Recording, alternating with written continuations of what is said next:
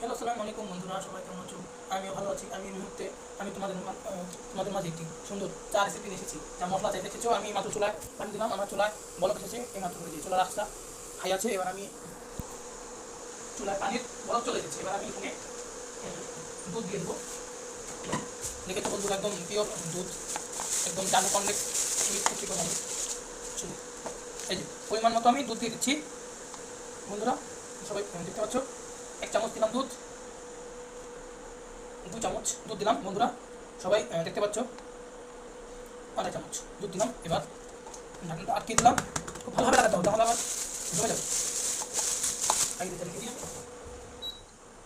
দুধ উতলে পড়ে যাচ্ছে বন্ধুরা, আমি তো ভয় পেয়ে গিয়েছিলাম। সমস্যা নেই,